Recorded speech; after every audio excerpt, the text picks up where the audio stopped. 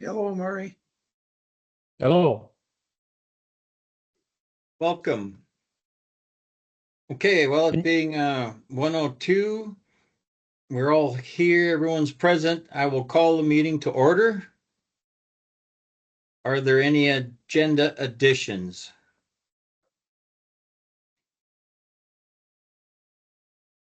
Hearing none, then I'll move to the approval of the January 22nd, 25 regular meeting and January. What? Yep. Dave, this is Murray. I'm requesting an addition to the executive committee agenda to discuss consultations with an outside attorney. Okay, so what you're saying is you'd like to request to add an executive session to discuss business with an outside attorney? Yes. Any issues with? Murray, can I just clarify for the record? So you want to consult with our attorney about that concept? Yes. Okay.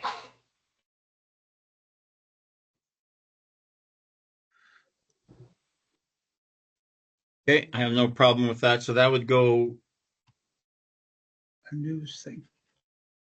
um, News thing. so that would we put that after we put that on the at the end? We can either do it at the end, Dave, or I'm looking at Logan. I think we can do it at the same. Do you want to? We'll have to do 2 executive sessions, but let's do it at the end, I guess, today. Can take a break though, so I can make sure we have the procedures of following the law, so we can go into that executive session at some point during the meeting. Just give us like a 10-minute break so we can. Okay. Yep. I'm fine. Fine with that. Tell me how we proceed with that, and let's do it. So it'll be at the end then. Before further, we'll do it this after the discussion of strategic plan and before further business. Stocks in the bid. Yeah. Okay. Yeah. Okay. Is good with that. All right, we'll do that.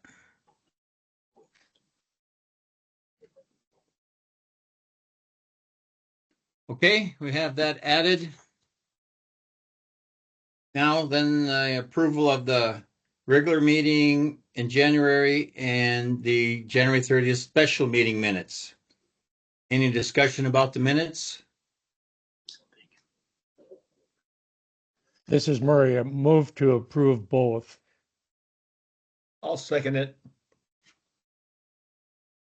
Okay, motion and second. Any further discussion? Okay, I don't think we need a roll call. All in favor, say aye. Aye. Aye. Aye. Any opposed? Motion carried. The minutes are approved. Next is the executive director's report. Rebecca, are you ready? We are ready in Bismarck, Dave. I'm going to, as always, turn it over to Alicia. Okay, so our current appropriation for the 23-25 biennium budget is $1,167,769. Our expenditures in January totaled $50,639, bringing our total expenditures for this biennium to $856,390, and leaving us with a remaining budget of at January 31st of $311,379. Our projected expenditures for February through the end of the biennium is $298,897, leaving us with a remaining ending balance as of June 30th, 2025 of $12,482. As you know, that will continue to fluctuate as we move through the last 5 months of the biennium here. I noticed that we were at closer to 15,000 the last meeting, and that was due to the addition of the 3,000 for forms coming off of there. And then we did actually get charged a little bit less than we thought we were going to for IT costs for Patrick here. So that saved us about 250 that got added back in there as well. Would you save us money, Patrick? Glad to help. I always like when we can save a little bit, right? And still get the same quality work, right? Any questions from the commission on the current biennium's budget, where we stand? Well, I appreciate your talent with numbers and spreadsheets, Alicia. Thank you.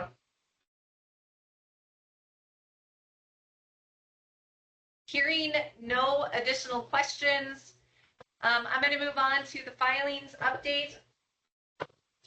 Please keep in mind that this is for the previous month. So in our yearly filings for the year, all we have is 1 month. So for the month of January, we had 1 complaint come into the commission. We had 4 quasi-judicial disclosure forms.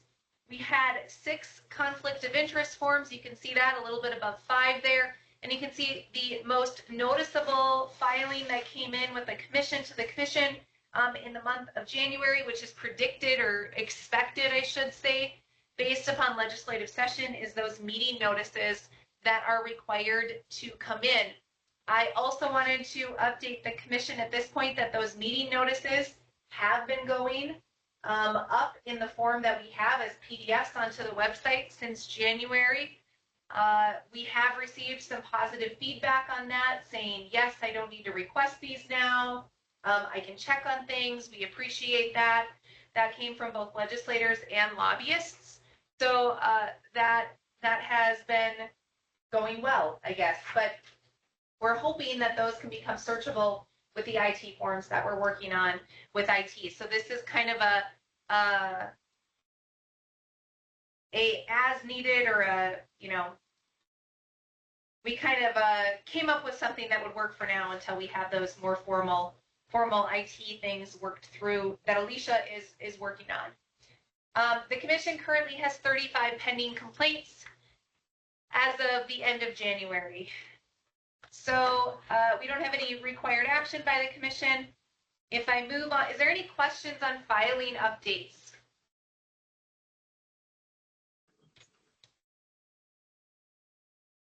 With that, without hearing anything from the commission, the legislative update that I have been including during legislative session in my executive director's report, we're going to actually save that and do all of the legislation discussion all in item 6 of the commission's agenda. So we will save that to then. There is a lot of legislation that we've been monitoring, working on, amending, or just obviously testifying on behalf of. So we'll save all of that to then. I then want to move on to the education and outreach update. So for educational events for for the month of February and January, as we stated in January, right now our focus is on legislative session and working with the bills that have come in or the ones that the commission has introduced. We are doing some education. It's just not a primary focus right now, as we don't have the resources to be doing both at the same time. So as far as past events since the last meeting, on February 6th, I had the opportunity to present, it was more of a casual conversation with the League of Women Voters here in Bismarck-Mandan. There was approximately 15 to 20 individuals, and we really talked about the history of the commission, and I gave them a current update on what the commission is working on during legislative session. It was a good meeting, or a good opportunity to share some information about the commission and what our legislative priorities were. Our future events, what we are looking at in March, we have 2. I also think Alicia alerted me to 2 that I also had forgotten about. But we do have in March, I will be participating as a panelist in the Bismarck Mandan Chamber's Ethical Decision Making Panel. I had the opportunity to do this last year, and it was really a great experience. The individuals there are leaders in the Bismarck Mandan and greater area, and they had a lot of good questions about governmental ethics. And so I look forward to that again. And then also, our general counsel, Logan Carpenter, and myself will also be speaking as what they call the Wisdom Speaker Series. It makes us sound like we have a lot of wisdom to share, but we may not. Logan probably does. But anyway, so that is with the UNB Law School's legislative interns. So Patrick, I think, is going to have to help facilitate that to some extent. And we'll also be doing that in March before the next March meeting. I think we're talking to a school as well at UND, right? And there was one other one, but I can't remember now off the top of my head. So we are continuing with education and stuff. Most of it is after hours. So that way we're not taking up our time during the day when we are focusing on legislation. Any questions on education and outreach from the commission? No, I commend you guys for doing that along with everything else. Thanks, Dave. And I think with that, that wraps up. That's probably the shortest executive director's report I have ever given you guys in my tenure with the commission. Well, you did move some of that discussion to a later time, so don't get too high there. I won't, I promise. Okay. All right, next item is what we have on there is Anderson's report. So what I wanted to do is, and I have to apologize to the commission. I have kind of been the secret shopper for the health system here in Bismarck. So it's put a little damper on my ability to keep up with things. But the purpose here, I wanted to discuss, we finally sent the response to Chief Deputy Ness's letter that was sent to us December 12th. It took a while, so I'm sorry that it was such a late response, but I wanted to let you know about the response. So I don't know, it's included in your materials, so I don't know if you've had a chance to look at it yet, but we did respond to Chief Deputy Ness, and I kind of wanted to go through a couple highlights for you. Principally, you can see if you've got the letter, or if not, in the letter we responded a couple things. The letter was delivered 80 minutes actually before a scheduled meeting that Rebecca and Logan had with staff with the Deputy Attorney General to talk about that very thing that was in Chief Deputy Ness's letter. So that seemed kind of unfortunate. The other thing is, the letter was sent to all the commissioners individually. I'm quite capable of distributing letters to all the others of the commission if they would have sent it directly to me. So I'm not sure why that was done. It seemed a little awkward. The other thing is, it was all sent to us directly, but no courtesy copy was provided to our staff. It was sent directly to us, each individually, and not courtesy copy to our staff. So I just think that's that's not right. So that's why I pointed that out. You'll see in there I pointed out, so some of the concerns, I really tried to address all the concerns that you read in Chief Deputy Attorney General Ness's letter. So you'll see that we covered all the items in there. It's that we basically countered that and wondering why the grave concerns and why that wasn't brought up earlier. to me. So I don't know. So we basically, for your old benefit and then for the chief deputy's benefit, is we responded, kind of countering the concerns there. But I'd like to bring your attention to the last paragraph of the letter we provided. And that addresses, I had a meeting with the Attorney General and the Chief Deputy on December 4th of 2024. And at that meeting, nothing was discussed about the legislation. But the main thing at that meeting was the Attorney General shared concerns that our executive director was providing inappropriate legal advice. And that's basically from what Rebecca does in her education, the slides she does, those presentations. The Attorney General's office considers that inappropriate legal advice. So that was what that session December 4th was about. After that session, I told the chief deputy and the Attorney General that I would call Paul, relating those concerns to see what Paul's input was. Anyway, when I talked to Paul, and I also talked to Commissioner Sagsveen, and I talked about those presentations. This is what the Attorney General thinks of those presentations. And basically, all that meeting and the concerns and the inappropriate legal advice, Paul and Murray, Paul especially said that he's done many presentations for continuing education, for attorneys, many times.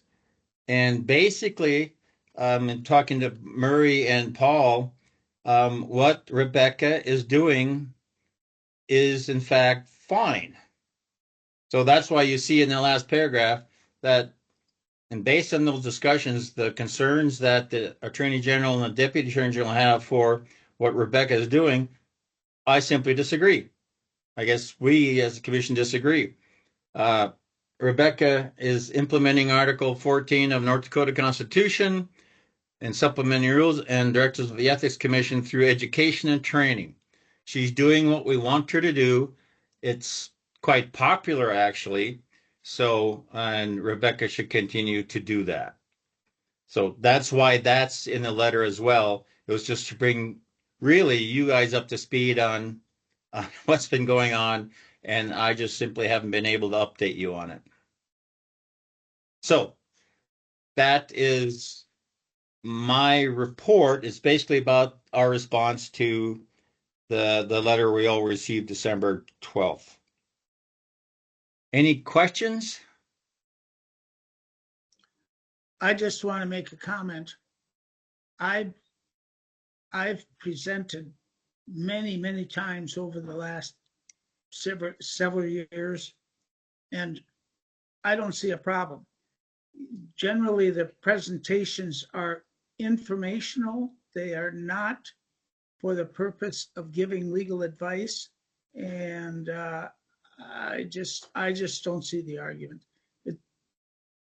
I'll leave it at that. I'd say a couple more things, but I'm not going to.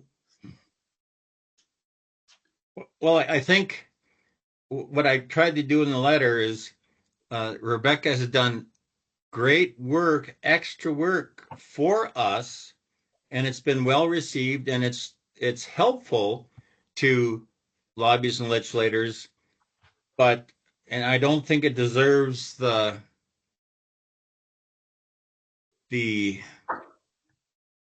stress coming from that. The Attorney General's office feels that it's practically illegal for her to do that. As I think as a commission, we should back Rebecca on what she's doing, and I say full speed ahead and she has our full support. Absolutely. Yeah, and I wouldn't say, Dave, I wouldn't use the words we should. We Okay. are. We have directed Rebecca to do this on our behalf and with our full knowledge and intent. And I'm real concerned about what is the AG's office trying to do? And for me, I see it as more undermining and nitpicking when it's like, hey, call us up, bring us to the table, let's hash this out in a good way. Yes. You know, and that. So, but I appreciate your leadership, Dave. I like the way the letter's written. You know, I think it's making our case in a good way. You know, and you know, yeah, I might have used stronger language, but yeah, that this is our work. Right. Rebecca works for us, the 5 commissioners, and we are fully informed and engaged and aware and cognizant of that work, and it is good work. Yes.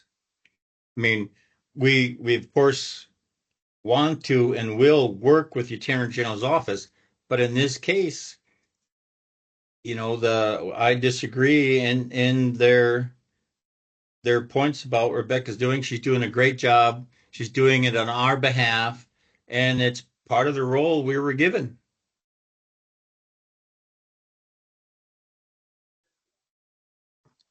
Any other discussion from anyone? Nope. Okay, I guess that concludes my report. Next item on the agenda is discussion of legislative bills affecting Ethics Commission and all those bills. Rebecca? This is where I get to get off my high horse and say that I was short, right? That's right. This is where you prove yourself that you were a little bit over optimistic on that. Over optimistic. Okay. So what we have done on the agenda for today is outlined several bills that we are going to update the commission on. All of these, we've either already received directive from the commission, we have received directive from the commission on how to testify, support, amend, discuss these bills. So this is really just an update and to let the commission know where we are at on these bills. So let's start with the most important one so that the commission can do its work is the budget bill. So that is going to be Senate Bill 2004. Hold on, I've got too many things going on in my memo. Senate Bill 2004, this is the Ethics Commission's budget bill. I want to, before we get into the specifics of this bill and how this bill is evolving, because that's what the legislative process is, I just want to commend our operations administrator, Alicia Meyer, for all of the work that she put into this. There was a lot of numbers. We had to do a lot of updating from the numbers that we provided on the previous legislative session. And as I think Ward and Dave have already said, Alicia really was able to do that and got numbers down very exact, which gave us the confidence going into the hearings that we could have the information and the data that the legislators wanted. So the hearing on this bill, we've already talked about that. The hearing on Senate Bill 2004 was held earlier in January. What has happened since then is that the commission's budget was amended from the base budget. So the base budget was the recommendation, it's the OMB base budget, and then there was also the recommendations that were put in by the Armstrong budget and or the Burgum budget. So there were kind of two additional pieces that Alicia had to work with on the budget when it came to this. So what was ultimately added in the amendment, which you will see as attachment, get the correct number, attachment 9. This is the amended portion. So what was included was those things that were in the Burgum and Armstrong recommendation for the commission. So much of what the commission asked for previously, there was two additions or changes. One was that the Senate Appropriations Committee, and then it was passed by the Senate, by the floor of the Senate. They added the Education and Communication FTE. As we discussed with the Senate Appropriations, the whole idea is that if we have that person in place, we can shift some of my responsibilities and some of Logan's responsibilities from education to that person, and then shift Logan's focus to the complaints or into the enforcement process. So that position was included coming out of committee, and it did pass the floor, so that is a positive. The other thing that changed was we had originally included a request for $195,000 for a case management system. And that projection, it was a projection. We articulated that to OMB, we articulated that to the Senate as well, that was based upon a current state contract. And that was really the best way for us to gauge at the time when we submitted our budget request, which was July, right? What we would need for a case management system.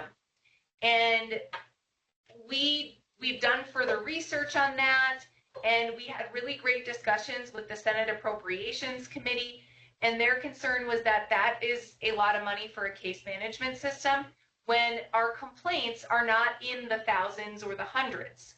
And that is a legitimate, fair, I think is what I called it maybe at the hearing, concern. So what we did is we reached out to New Mexico, who has implemented a very simple case management system, and we inquired about what their cost was. We've also been continuing working with NDIT to create a solution for managing our complaints that is cost effective and is not too much of a really big system that we'll need to continue maintenance on, those sorts of things, that we can come up with something that is simple but effective and that is easy for us to use. I think NDIT has thrown around 2 different options at this point, and I think they've agreed that neither of those are going to work for what we are trying to do. But we ended up coming up with a number. The Senate Appropriations threw it out as $50,000 for that case management system, and that's based upon New Mexico's case management system. That is a simple version, and what that was built for. Now, keep in mind that the New Mexico system was quite a few years ago. They put it into place in 2019. So there is a 5-year difference there. Anyway, those were the only 2 significant changes. What did not get included in Senate Bill 2004 was 2 things. One was the funds for workload increases for our operations administrator, and then rules implementation costs. Those were discussed in the hearings and in committee work, and there was no strong objections to those. In fact, I think the biggest concern with workload increases was that it was done on a continuing basis, that it was maintained, and that it wasn't a one-time thing. So we're going to continue to work with the House on getting those in there. We think that may have been an oversight, but we will certainly do that. So any questions on Senate Bill 2004 as amended? I think for all the commissioners, it's, FTEs are always a interesting battle, but for us, it's critical that stays in and that we get that FTE for the sake of our staff and for the very continuation of the business and the work we try to do. It's so whatever we need to do, I think we need to, particularly as commissioners, indicate our support, our strong support for keeping that FTE in the budget so that we can get some help to our staff, which is already very small but very capable. But I would like to keep them with us, so we need that FTE. Absolutely. Yeah, most definitely. I don't know if I heard what's the status then, Rebecca? Where's the bill? Yes, Sitting. sorry, Cindy, I may have not articulated that well. So the bill as amended was approved by the full Senate on February 11th. So that was on Tuesday. It was a bit of a close vote. It was 25 to 21. In the few legislators that I had an opportunity to talk to, I will not represent that I had an opportunity to talk to all of them that voted nay, but some of them it was because there was an added FTE, and that seemed to be a concern for them. So that was one of them. But now it'll go over to the House. In the House, we go before House Appropriations, Government Ops Division. It's Government Ops Division in the House.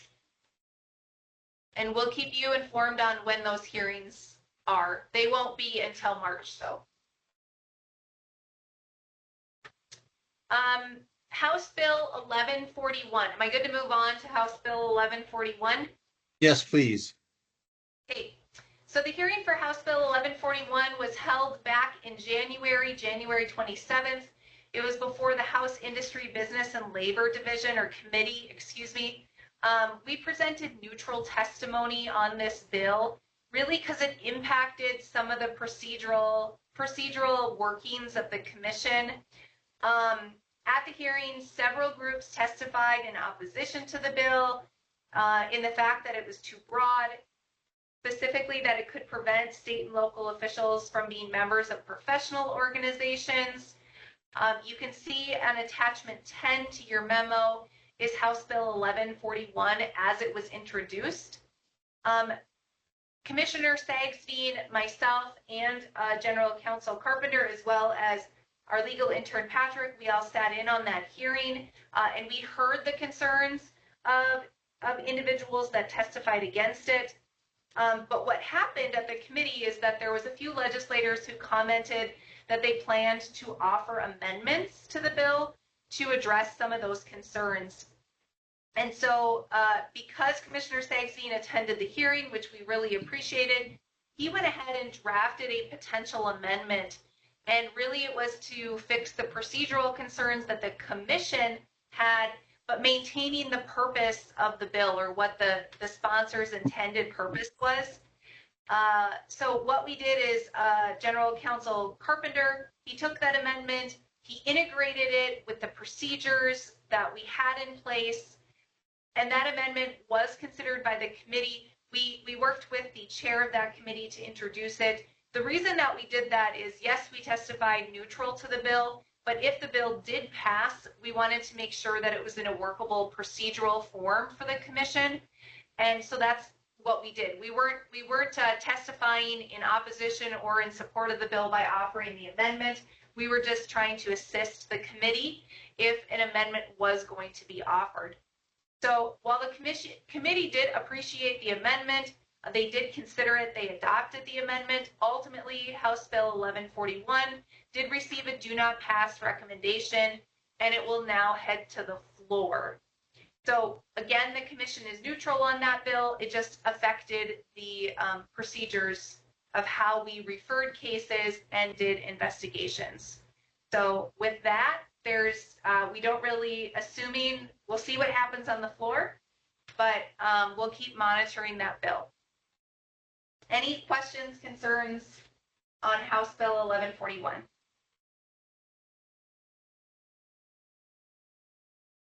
Moving on to House Bill 1434. House Bill 1434 set a time limitation or expiration on commission rules at 10 years, and that they would be reviewed by the governor at that point to see whether they were necessary to be continued or not. This bill applied to all administrative rules, and thereby included the Ethics Commission's rules. The sponsor of the bill, who introduced it, did not intend to do that. There was some, I know that the legislature doesn't like the phrase, but some unintended consequences with the drafting of the bill. General Counsel Carpenter, he testified in opposition to the bill as introduced, but supported or removed our opposition if any of the amendments that we had worked with the sponsor on would have been introduced. And House Bill 1434 came out of committee with a do not pass recommendation, and it did not pass on the House floor. So this bill died.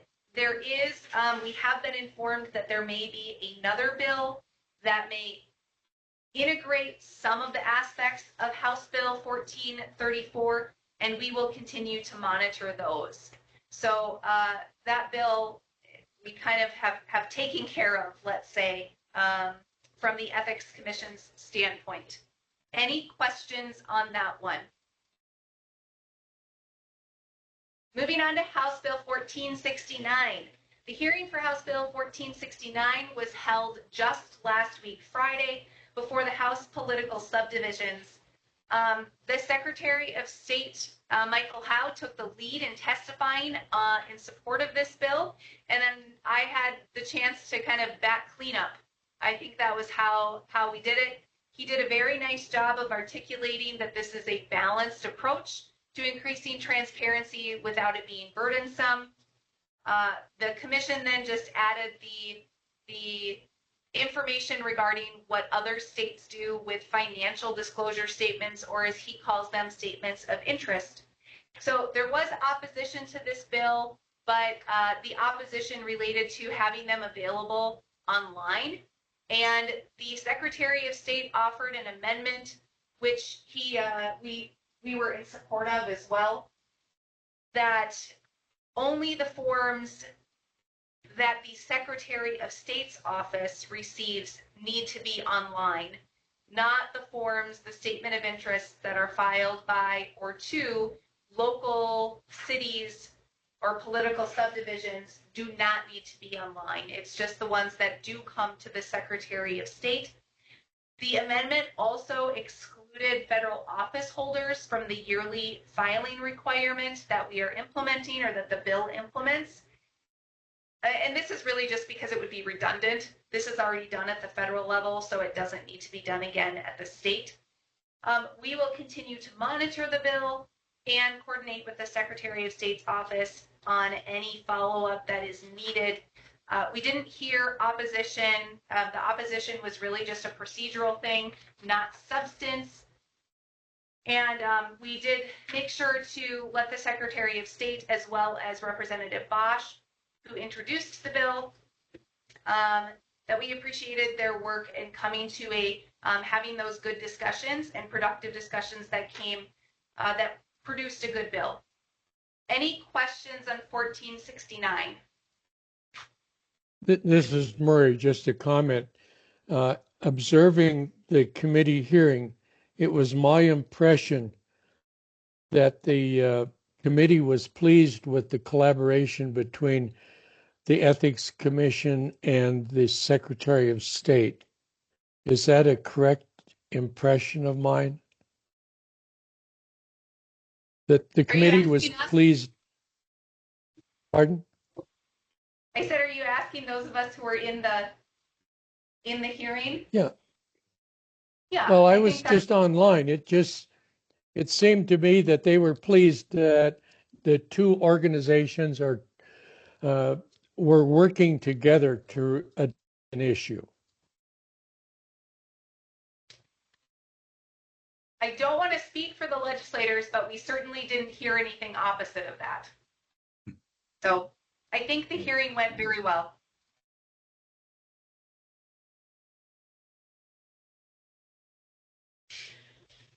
So just to be clear, House Bill 1469, that has yet to come out of committee. So that one hasn't been coming out of committee, so we'll continue to monitor that, follow up with the chair if need be. I know the Secretary of State is similarly doing that, so we'll be sure not to bombard people And we'll make sure that somebody is following up. So with that, then any other questions on 1469? So then I'm going to combine, for the purposes of discussion, House Bill 1360 and House Bill 1505.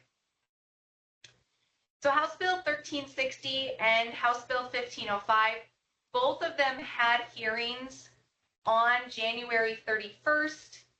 This was, I think, the day after or shortly after our special meeting. And both of these hearings took place in House Government and Veteran Affairs Committee. Commissioner Stagsveen, again, as well as myself, we provided testimony in support of House Bill 1360. At the hearing, the Office of the Attorney General, they did testify in opposition to House Bill 1360. In that testimony, there were representations made to the committee that related to the effects of the bill, and the individual testifying also indicated that she had previously spoke to Chair Anderson as well as Chair Richard about the concerns that she raised at that time. I'm going to let Chair Anderson comment on that, but I will share for the commission's benefit that the concerns that were raised in that testimony had not previously been brought to me or to Logan as staff members of the commission. So there were also, as I previously said, there were some certain representations made to the committee related to the effects of the bill. Some of those were inaccurate, and that is why we have attachment 14 prepared for the commission. And this is something that we may want to talk about. I feel like I need to let you chime in though, Dave, before I go too far. Sure. If you watch that video, in that Chief Deputy Attorney General Ness said at I think at the time hack 9:30:35 that she had spoken to, and she called us president, but she said the president of the commission, the former president, and the current president of the commission about these issues. That's simply not true. I've never been in contact. They've never tried to contact me about those issues. So for the commission, if you watch that video, you're wondering why didn't I mention that there were some concerns? Because I never knew of them. So that's not accurate.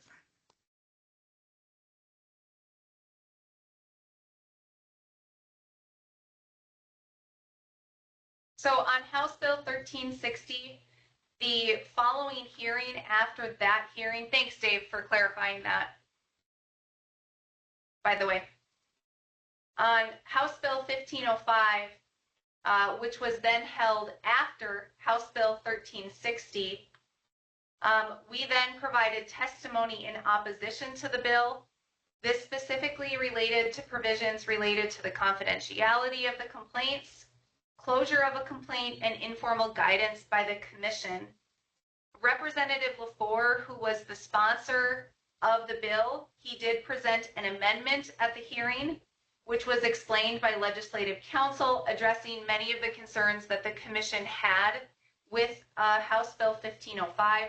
A lot of the amendments presented or requested by Leader LaFour addressed the concerns that I had opposed opposition testimony for.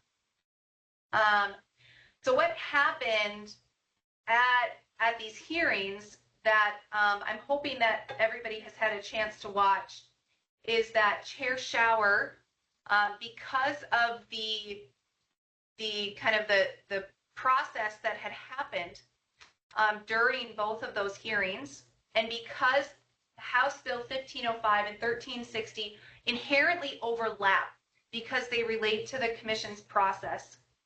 Chair Shower, he created I don't think he used the word subcommittee, but he kind of assigned 2 individuals on the committee to sort these 2 bills out and then bring back a recommendation to the committee.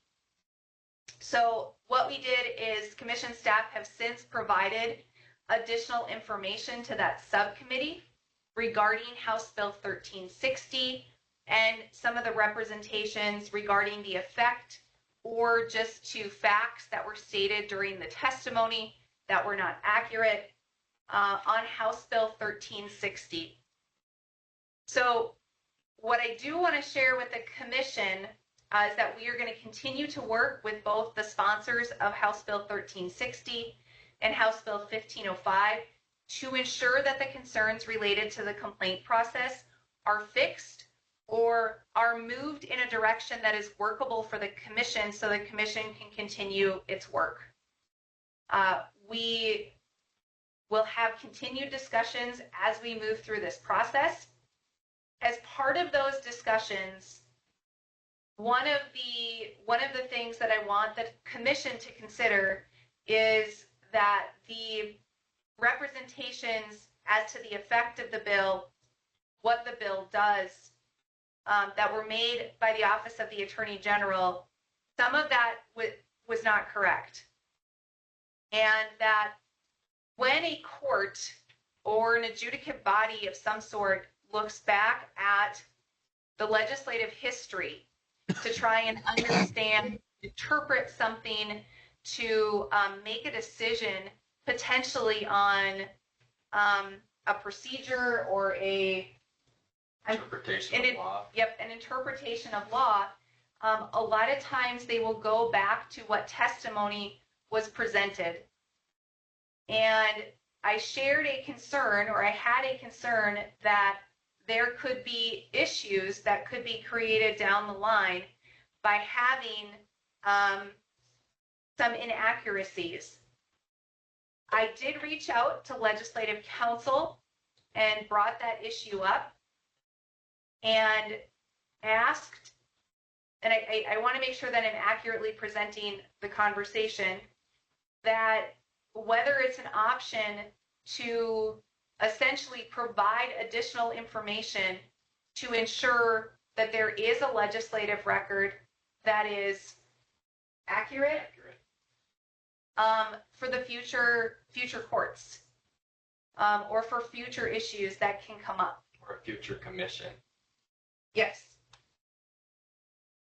And that is it's not done frequently. It is not a common thing, but it is a possibility. And so, again, I think it's up to the chair if that's permitted or not of the committee. But that is something that that in consultation with Chair Anderson, that we drafted and that we have ready for the commission, that they can you can direct us as the commission to provide that to legislators. So that you will see as attachment 14. It has been modified today just to add some. Actually kind of simplified. We moved things around. The structure changed slightly. And I don't have a motion for the commission, but if that is something that the commission would like for us to look into further and potentially do, I think that would be appropriate for the commission to direct commission staff to do. I think it's very important that we continue with that, because there were that testimony from the AG's office was not accurate. That did not accurately represent any working with the Ethics Commission. So I think it's important that what Rebecca and Logan have put together get added to the record. I was very disappointed when I watched and listened to that hearing, and so I'm glad that we're looking to respond to that. So I'll entertain a motion. This is Mark. Well, go ahead, Murray. This is Murray. I listened to that twice, and I was really quite upset. It was like a bombshell dropped in there. It was almost like, I'm going to be careful here. It was extraordinarily unhelpful to the committee and it's my understanding that the Attorney General's office had a draft of 1360, since October? And Yes. Rebecca had any single person from the Attorney General's office responded to that draft prior to the committee hearing? No. I had not heard from the Attorney General's office at all. We had provided it to them pursuant to, they made an open records request. We provided that to them as well as other pieces of legislation. And in the days leading up to the hearing, I think it may have been the day before, I did reach out to an individual in the Attorney General's office and just said, hey, haven't heard anything. Do you have any concerns? Obviously not being able to, this was me reaching out to this individual, and I didn't hear any of the concerns that were presented. However, in that person's, I don't know if this particular individual would have had that knowledge of what was presented, but no, I did not hear the concerns until after the testimony or during the hearing.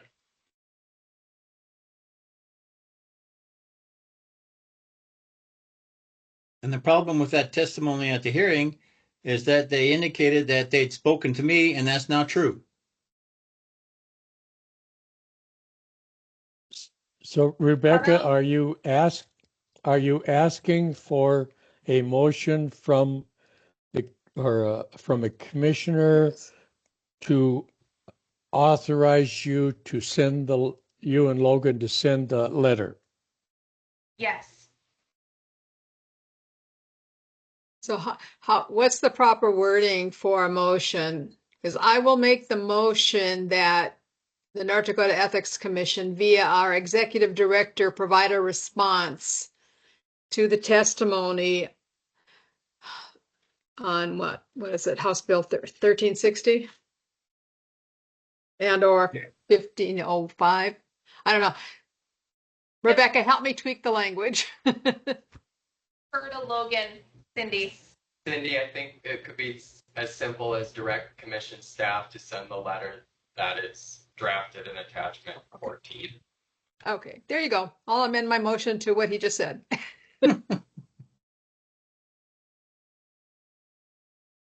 Is there a second? I'll second it. Second. Okay, any further discussion? Oh, Ron, you're muted.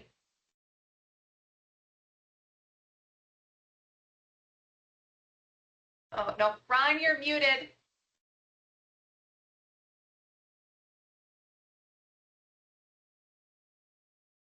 Uh-oh. I think he actually wasn't muted. I think he's having issues, so might have had to get on back in. Oh, okay.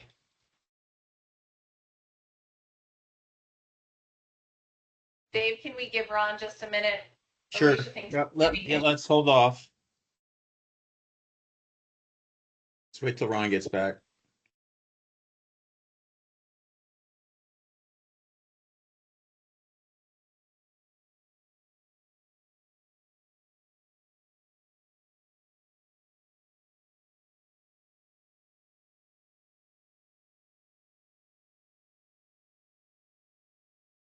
Well, Rebecca, your room's gotten all of a sudden brighter. Yeah, now we are looking angelic again, aren't we? Yes, you are. At least the sun's shining. I'm going to try something. Tell me if it doesn't work.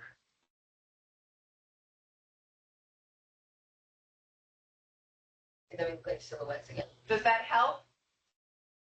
Yeah, I'm back. or then maybe one here. Yeah, I think that's good, Rebecca. Okay. I missed what you talked about because I got rid of me. So we have a motion and we have it seconded. So now we're at the further discussion part. Okay. And what I wanted to say is, and I don't know if I should, I'm going to say it anyway. I hate to get into an adversarial relationship with the Attorney General's office, but there seems to be some of that. And I'll just leave it at that. No, I agree, Ron. We have to work with the AG's office. Clearly, that's what we want to do, but we need to do it with mutual respect and accurate information. Exactly. And if we provided them that information back in October, November, it's now February, they have had ample time.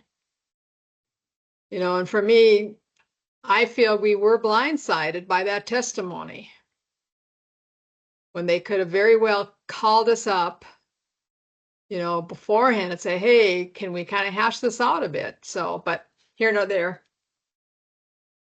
Let's just respond to the testimony. Okay, any further discussion? Okay, Alicia, let's call the roll call vote. Dave Anderson, Aye. Ron Goodman, Aye. Cynthia Lindquist, Aye. Bert Koser, Aye. Marie Sigsby. Aye. Motion carried.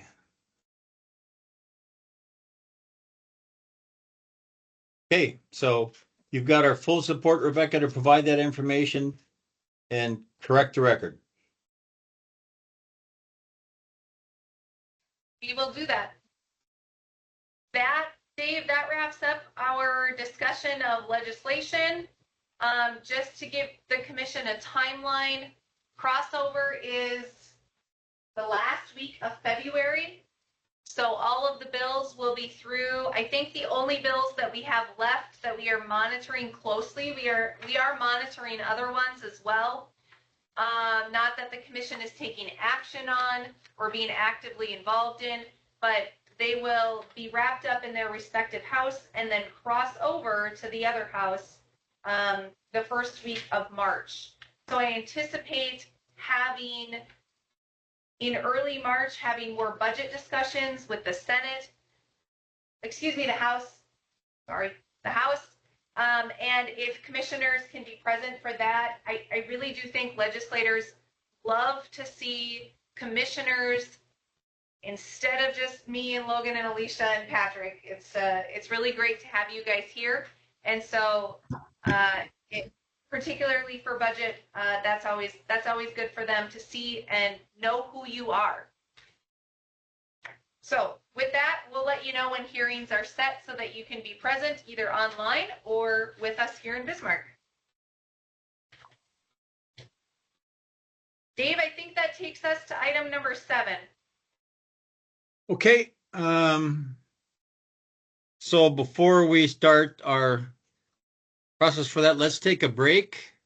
It's 2 o'clock. Let's take a 10-minute break and reconvene at 2:10.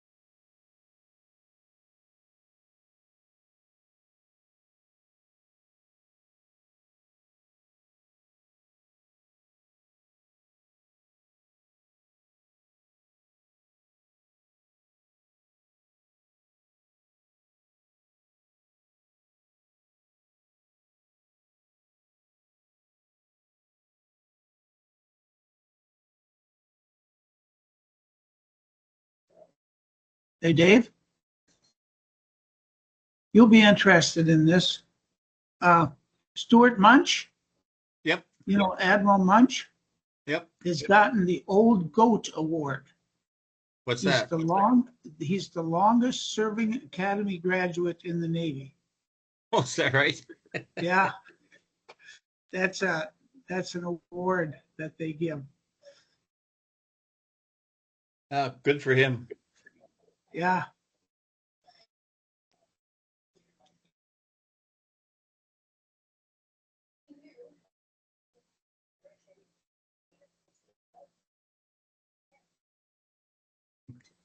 Okay.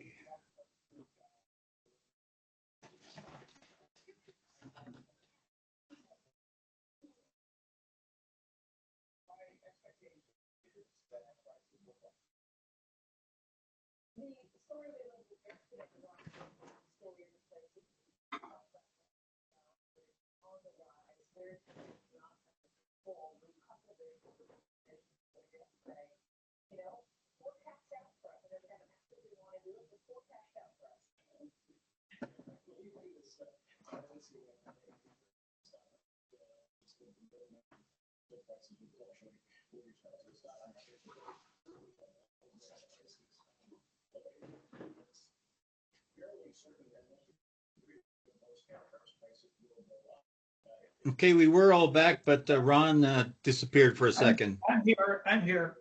Okay. All right, Ron. All right, it's actually 2:11, so we will reconvene. And the next item on our agenda are okay to proceed, Rebecca? Yeah, we're good to go. Okay, the next item on the agenda are complaint numbers 25-001, 25-002, and 25-003. This item must be discussed in executive session. The legal authority for closing this portion of the meeting is North Dakota Century Code, Chapter 54-66-12, Section 1, North Dakota Century Code, Chapter 54-66-12, Section 3, and North Dakota Century Code, Chapter 44-04-19.2, Section 1. The topic or purpose of this executive session is discussion on complaint numbers 25-001, 25-002, 25-003. Information regarding the content and parties to a complaint to the Ethics Commission is confidential. As a complaint must be discussed in executive session, no motion is needed to enter executive session. The executive session will be recorded, and all members of the governing body are reminded to limit their discussion during the executive session to the announced topic. Any collective decision, collective commitment, or other final action by the governing body must occur after it reconvenes in an open meeting. The prohibition on taking final action during the executive session does not apply to providing guidance or instructions to our attorney. We will now ask members of the public who are attending this meeting to leave the meeting. We anticipate adjourning the executive session and reconvening an open portion meeting at approximately, who's going to guess? Alicia says 2:30. Okay. We'll reconvene at approximately 2:30. The minutes will show that the executive session began at, we'll say 2:14, and was attended by Commissioners Ron Goodman, Ward Kozer, Cynthia Lindquist, Murray Sagsveen, and Dave Anderson, along with Executive Director Rebecca Binstock, General Counsel Logan Carpenter, and Operations Administrator Alicia Mayer, and Legislative Intern Patrick Fries. Okay, I think we can go to the executive session.